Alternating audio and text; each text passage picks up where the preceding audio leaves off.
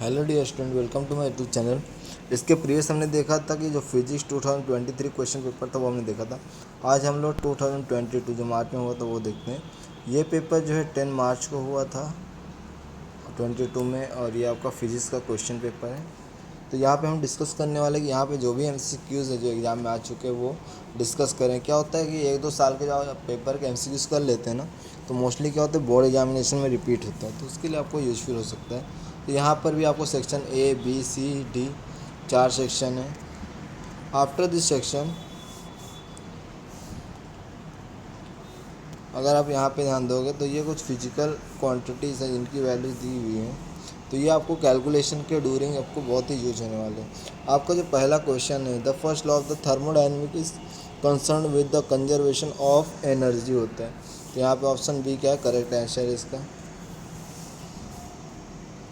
MCQs में हम लोग जो सेकंड है वो देखें। सेकंड क्वेश्चन क्या है, the average value of the alternating current over the cycle is always ये जीरो होता है। क्या होता है, जीरो होता है। Third, the angle of the maximum torque is exhausted by the external uniform electric field on a electric pole is.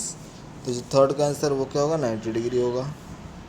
Fourth question, the property of the light which does not change when travel from one medium to another medium. तो यहाँ पे जो frequency होता है वो क्या होता है, चेंज नहीं होता है।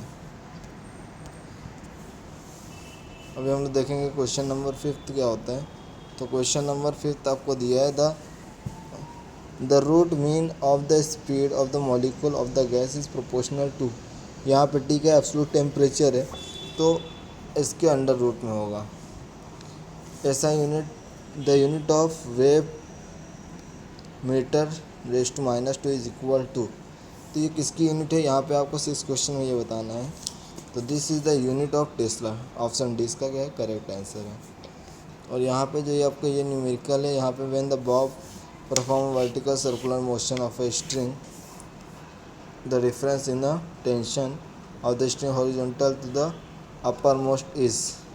तो ये 3 mg होता है।